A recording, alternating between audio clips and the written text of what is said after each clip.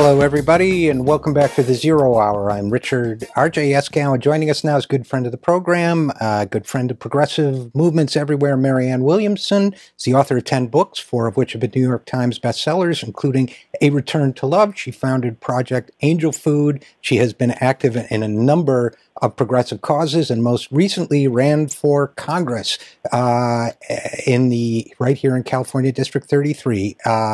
Marianne, thanks so much for joining us. Oh, Richard, thank you for having me.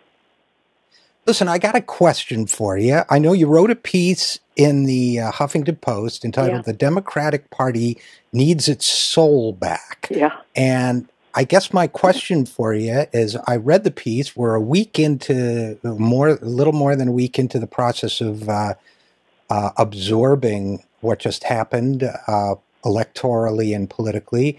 What do you mean when you say the Democratic Party needs its soul back? Well, Richard, I heard JFK speak the day before he was assassinated. I was born and raised in Houston, Texas. I was a small child in elementary school. I don't know I guess they just took some of the kids from elementary school to hear JFK at Rice University Stadium, outdoor stadium. That was my generation. I was a little girl when Kennedy was assassinated, but becoming a teenager when Bobby Kennedy died in 1968. I remember Martin Luther King. I remember Eugene McCarthy. I remember the Vietnam War era. I remember a time when politics was soulful. And I also was very aware experientially that soul, the soulfulness resided in the Democratic Party. Later on, for reasons that I'm not sure I understand, I don't think anybody does, how did the party of Bobby Kennedy and Martin Luther King become so corporatized? It became dry.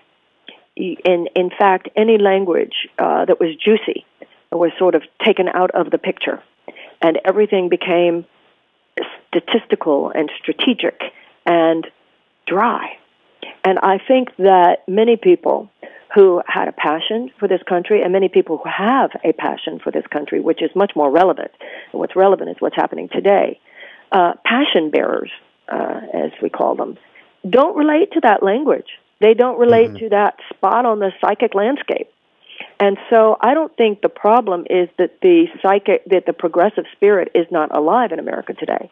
The problem is that the progressive spirit is politically homeless. I was reading an article the other day about how the Democrats don't have younger leaders. Well, I'll tell you why. Because the real progressives in America today are too often drawn more to the Occupy movement than they are to the Democratic Party. And that is a crisis. Well, that gets to a question I wanted to ask you about the notion of the soul of the Democratic Party, which isn't, when you think about something like that having a soul, that soul is really, how do I put it? It's a collaboration between an institution or a leader and the people who belong to it. So isn't it another way of saying that, and I'm asking, I mean, I'm offering an opinion, but really asking too, isn't that another way of saying that the link between a party and the people who should be its energy, its incarnation, its soul has somehow been broken? Well, this is the deal. People hear you on the level you speak from. So if, let's say, James Brown, right? I was watching a documentary the other day about James Brown. James Brown had soul. Now, James Brown sang with soul. We would call it soul music, right? But what that would do is the very fact that he was living from that place, singing from that place, making music from that place, aroused something in the listener. So if the party stands for that which is the highest level of yearning for the possibilities of democracy, people then respond to that. People hear that. If you only speak to the base level of need in people, you're not speaking to their passion. You're not going to get people passionately aroused when your only talk about the economy is the minimum wage issue. You're just not. But if you talk to people's deepest yearning for economic justice and what justice means and why it matters in democracy and what democracy means, that everybody would have a shot at it, then people, I think Americans have an instinctive understanding that this country has a covenant with the ages. People have, in my experience, people have an instinctive understanding that America matters. And they have an instinctive understanding that when we get it right, We are a light unto the world. And also today, people really understand that when we get it wrong, we can be a scourge. And so when you don't have a political party that speaks to that higher level of conversation, then people just don't engage. It's like life is hard enough. People engage. Politics needs poetry. There's this whole thing about how, I think it was Cuomo who originally said it, that you campaign in poetry and govern in prose. They don't even campaign in poetry anymore. And I think we're getting to it now. I mean, this is exactly what I was hoping we were going to be talking about. We're talking with author Marianne Williamson about the election that just happened. There are a couple ways I've put it in the past, but one is that it seems to me that the Democratic Party of today, and this is really a trend that began in the 90s, I think, is increasingly transactional. That it's about, what do you want for a minimum wage, and that there is lacking, yes, the poetry, but also the unifying theme, the unifying narrative, the inspiring narrative. I say what you will about the Republicans and the right, and I do. There's no doubt about it that they have a narrative. They tell their followers a story of individual freedom, of oppression by, it's a nonsensical story objectively, but it's one that has internal coherence, right? And is it time for a constructive story, but a story? I don't think it's time for a new story. It's time to reclaim the old one. I'm clearly not a conservative, but I understand that there is a high-minded conservative value. And I think the Republicans throw that in there, too. They just don't stand by it. They're hypocritical. But when they talk about how you should release the power inside people by getting government out of the way, that's big stuff. It's actually, they're right about that. The problem is that their policies are even more government domination because it's government domination via corporation. We don't need to invent a new story. The story of America could not be grander. It is the idea that we were a repudiation of an aristocracy. We were the repudiation of a system in which only a few people got a shot at making it. And we were taking a stand that there would be a place, and that's what the founding of a country based on democratic principles was. We would stand for the ability of every citizen who worked hard enough. It wouldn't matter what their color. That's why the civil rights movement mattered. That's why the Civil War mattered. It wouldn't matter their sex. That's why women's suffrage mattered. That it would not matter who people were, where they came from, that they would have an access, they would have education, they would have economic opportunity, they would have cultural opportunity to make it. That was historically what the Democratic Party stood for.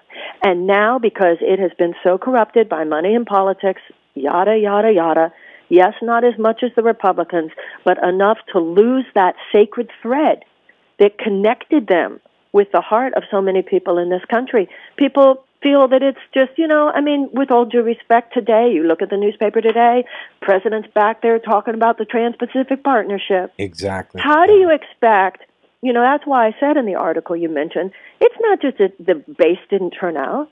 The Democrats have decimated their own base because people are not stupid. The issue here, unfortunately, is not that people are stupid, it's that people are not stupid. And no BS when they hear it. Right, and I guess that gets to a point I really wanted to make also. I wanted to talk about with you. We're talking with author and activist Marianne Williamson. I talk to people in Washington a lot, as you know, and a lot of times what I hear from Democratic, including good people in the Democratic Party, and I think we both agree there are very good people in the Democratic Party, what I hear a lot is this argument that somehow it's irresponsible of people like the Democratic base not to vote. And I've even been told that I'm irresponsible because I don't intend to vote for, let's say, Hillary Clinton or whomever, if she's the nominee. So I guess the question is, where did we lose the idea that responsibility is shared and that, in this case, a politician's responsibility is to excite, motivate, and lead the public, inspire, not just be someone who feels they are owed a debt of a vote because they're not as bad as the other guy? Well, I think it is irresponsible of people not to vote, but so what? That will get you add a dime to that, and you get maybe a sip of coffee. The point is not that it is not irresponsible of people to vote. What the Democrats have to look at is that it is understandable why they don't. And what's irresponsible are the corporate Democrats who have so taken over that party and so marginalized real progressives, not only as voters, but as leaders. That is what's irresponsible. That's the difference. This is where, the Republicans are not all wrong about everything. This is where a market mentality is better, and I'll tell you why. Nancy Pelosi today is saying there was nothing wrong with the message. That's what she was saying. There's nothing wrong with the message in this campaign. The problem is that people didn't show up to vote. Well, that's like somebody in business saying there's nothing wrong with our product. The problem is just that people aren't buying it. Now, in business, you'd say there's something wrong with my product. The market is not supporting it. Right. This, Hello? The market speaks to you. And that's what this is. The voters are speaking to you. And so they're going to continue. I mean, when she said that, I'm like, and this is where there's a crisis. There's a crisis for progressives now. Where do we go? This is an extremely important issue, and we have a pretty small window, actually. This conversation needs to be had right now because all of this formation is going to be taking place really in the next few months. If the Democrats nominate only a real corporatist and only go with a seriously corporatist message, then what's going to happen is you're going to have a progressive explosion, you're going to have a serious progressive third-party candidate, and then God help us, because we all know that could help elect a Republican in 2016. Okay, and I do want to talk, we're talking with author and activist Marianne Williamson. I do want to talk a little bit more about that because we get into the situation where it's damned if you do and damned if you don't for progressives. In other words, if they depart the Democratic Party and put their energy behind third-party efforts, they're helping the Republican. If they passively, I should say, passively accept the corporatist direction of the Democratic Party, we are perpetuating the system as it is, and any attempts to reform the Democratic Party from within have had so far marginal success at best, I would say. So where do you go in a situation like this? Well, what you do is you break your codependent relationship with the Democratic Party. That's what, the Tea Party does not have a codependent relationship with the Republican Party. Look at David Bragg. The conservatives in Virginia didn't say, oh, we have to do what the Republican Party says, and Eric Cantor's part of the leadership. They figured, hell no. If he wasn't what they wanted, they ran someone else against him, and as we know, for a fraction of the money that Cantor spent, David Bragg won. Conservatives do not have the codependent relationship with the Republican Party that the Democrats have that the progressives have with the Democrats. What that leaves us is powerless. Because time and time again, I don't know how many more times this has to happen for people to get this. The Democratic Party goes to progressives during the campaigns and says, we need you. And then from the day they get in, the real progressive agenda is ignored. A friend of mine, I won't use names, he's head of one of the premier anti-poverty organizations in the United States. And I asked him the difference between the Obama administration and the Bush administration. And he looked at me and he said, the Obama administration returns my calls. Right. Period. Right? Period. We still have the second highest child poverty rate among all advanced nations, et cetera. So you say you're damned if you do, if you're damned if you don't, but I actually don't agree with that. Let's get into that a little bit more after the break. Okay. We're talking with author and activist Marianne Williamson, and we will be right back after this.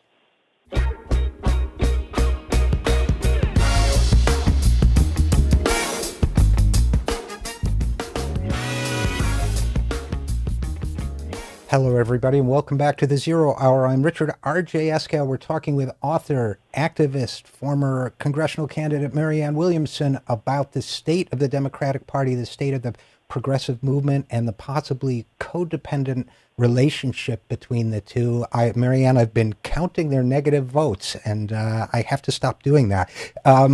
So let's when we went to the break, you were saying that you don't believe it's a damned if you do, damned if you don't situation where progressives either empower the Republicans by walking away from the Democratic Party or support a corporatist Democratic institution. So what did you mean by that?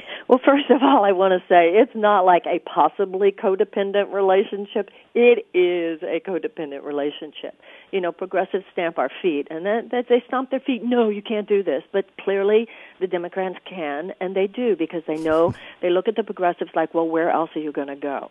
My feelings about this, Richard, is that what makes the conservatives more powerful with the Republican parties than the progressives have been with the Democrats is that they run candidates. Progressive organizations have all these conferences training activists and citizen lobbyists. We don't have enough real progressive candidates. And this can be done. I ran as an independent. Perhaps that was naive. Perhaps I should have run within the Democratic Party. I don't know. But I do know this. Whether people are running as independents who say they will caucus with the Democrats, but still to the left, or whether it is people running within the Democratic Party as real progressives.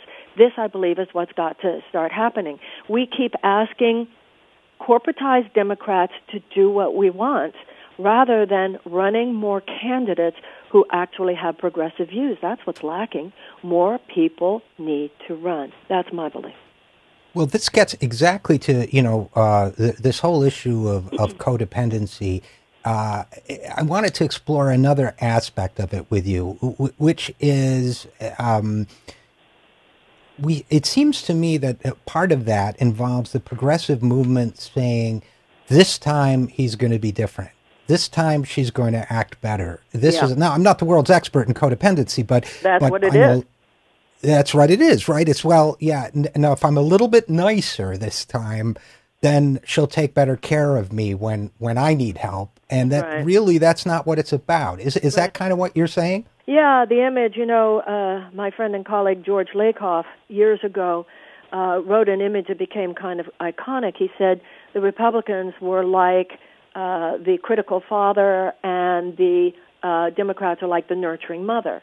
And my point has been that since he wrote that, unfortunately, the critical father has become an abusive mother, and you grow up more angry at your mother in that situation, who didn't help you. The image I used in the article you referred to was, the Democrats aren't the nurturing mother. It's mommy standing in the hall, wringing her hands, and whining about it and doing nothing while daddy takes out his whip and wallops you.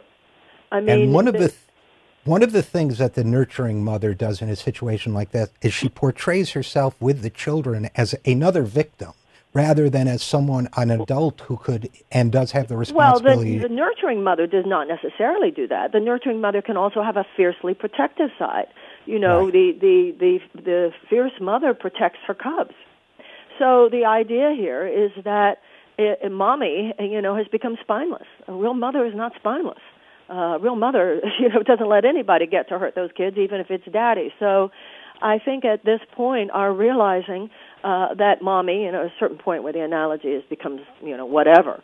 But I think it is time for us to realize that if the Democrats are not going to stand, as they have historically stood, for a bottom line that has to do with justice, economic and otherwise, if the Democrats aren't going to be standing for a greater ability of young people in the United States to go to college, they can't even muster the ability to push off the banks, who are just seeing the misery of so many of these young people and how shackled they are by these college debts.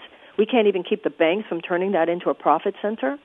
We can't even deal. In fact, going back to the current administration, everybody talking about what Eric Holder, with all due respect, Eric Holder and what he did for civil rights. Well, excuse me, we still have the highest mass incarceration rate on the planet, and an African American man has a 1 in 3 lifetime probability of incarceration. So Democrats and we still have, give you a little piece of bread, and then they talk about what a feast they just gave you. And he consciously refused to indict criminal bankers. Absolutely. And, there's this false dichotomy between civil rights and, let's say, Wall Street fraud. When Iceland is so ahead of you, then you're in trouble. Okay, so to combine these two analogies of James Brown and the fierce the nurturing mommy. What do we do to get some real mothers into the Democratic Party and change it? If you're an activist and you're a citizen, you're a progressive, and you've got maybe a few hours a week to dedicate to good causes, what do you think about right about now? What do you think about doing? What do you think about channeling your energy and your money and your time? Well, you began the question talking about the fierce mother, so I'd like to talk for a moment, if I could, from that perspective as a woman and as a woman who ran. I know this is a unique perspective, unique to my own experience, but I believe it means something. When you look at the Republican Party, it's very ironic here. Even though they clearly stand for elitist policy positions, there is a way in which they have a more egalitarian relationship to their own constituency. The Democrats, on the other hand, obviously stand, even at their worst, for more egalitarian policies, usually anyway, far more often. But they have a very elitist relationship to their own constituency. The kind of woman who is a fierce mother is not invited to be a candidate in the Democratic Party, is not invited today to be a player in the Democratic Party, because the fierce mother does not take shit. And that does not fit in, please forgive my language. That's all right. We can bleep it. She has a fierceness to her, and that does not fit into the corporatized worldview. So you have these women with charisma who are nutcases, who are not only running as Republicans, but winning as Republicans. But women with real kind of charisma and shakti who are really laying it down, they're not really invited to the table among the Democrats.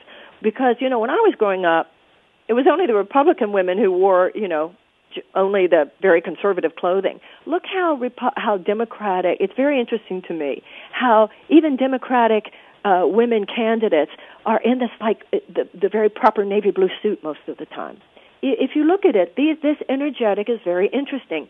The fierce mother does not fit into the corporate worldview that now dominates the Democratic Party. So I think that, once again, the progressive spirit is homeless politically. It is the Democratic Party is not welcoming. It is not a container at the moment. And that's why I believe if some of these corporate leaders would recognize that they just failed. In 1990, whatever it was, when, what's his name, Newt Gingrich, they lost, he resigned the next day. Nobody in the Democratic Party this week is talking about, wow, guys, we failed. Maybe we should step aside. Not at all. Well, sure, of course not. I mean, it doesn't work like that anymore. I will say, in terms of your fierce women, which is a great point, the last time I saw Elizabeth Warren, spent any time with her, she was wearing a hot pink dress. Good for her. So she brings it a little bit, I would say. We just need a lot more like her. Like another one, a second one would be good. Although there's some women in Congress, too, that have great personal power, I think. But the problem is they don't get the prominence. They don't get the attention. They don't get the...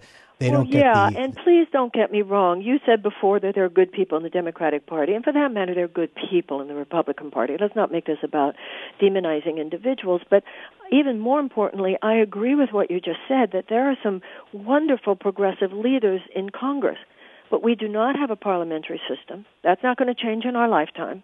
And so what happens, look at someone like Alan Grayson. Alan Grayson has been one of the most effective people in the House of Representatives. He is not apparently allowed anywhere near a Democratic leadership position. They keep the leadership the most sanitized, corporatized gestalt. So it's not like we don't have, or look what the Democratic Party did to Dennis Kucinich.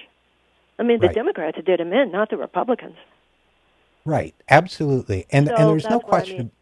Yeah, absolutely. And I think we're going to have to, wrap it up pretty soon. We're talking with author and activist Marianne Williamson. But I would also point out, by the way, that, there were people in the Democratic Party who were made uncomfortable by your non-traditional independent campaign, but you got the endorsement of some of the best people in Congress. You got the endorsement of Alan Grayson. You got the endorsement of Keith Ellison, both of whom have been on this show, both of whom are terrific people in Congress. You got the endorsement of, trying to think, Jeannie Granholm and Dennis Kucinich and a couple other people. So that energy is out there. The question is, what do we do to stay positive, to keep channeling it within ourselves, and then to either bend that party to our will or figure out what plan B is. But I think your analogy of the Tea Party is right on. I think that Democrats have got to treat, progressives have got to treat the Democratic Party the same way that the Tea Party treats the Republican Party, as a tool and not as something that uses them as a tool, for lack of a better word. Closing thoughts? Yes, one of the psychological strengths of the Republican Party is that they'll say something, and if you don't like it, they'll say it again. The Democrats, they say something. If you don't like it, they go, oh, okay, I'll say something else instead. I remember when Barbra Streisand visited Washington, D.C. when Clinton became president. She was there. I remember she had lunch with Janet Reno. And everybody went nuts. What is Barbra Streisand doing in Washington? What is she doing there? And you could just sort of feel her scurry back to Beverly Hills. Richard, she should have bought a townhouse in Georgetown. Yeah. That's what we got to do. You know, like you were saying, in my own race, and you're right, there was a discomfort, and, you know, a lot of that had to do maybe with the fact that I was even running as an independent. But there was this view that, you know, we need good technocrats in Washington. What we need now is that energy that I was speaking about. And that's the only thing that's going to be strong enough to counter what's going to be, you know, in that place starting in January. I know if I'd won, I would be on a vlog every single day, or I'd be on the floor of the House saying, I just want to tell the American people what happened here today and why it is bad for democracy. That's what the Democratic Party needs to do. It needs to talk to the American people, not just work on strategies and technology of change in the background, particularly since they're dealing with a bunch of people who do not play fair. Oh, absolutely. Well said. And unfortunately, we have to leave it at that for now, but I hope you'll come back. Marianne Williamson, anytime, author. Richard. I love talking to you. Same here. Thanks for joining us, Marianne. Thank you so much. Bye-bye. I'm Richard RJ Eskow, and we will be back right after this. This is the Zero Hour.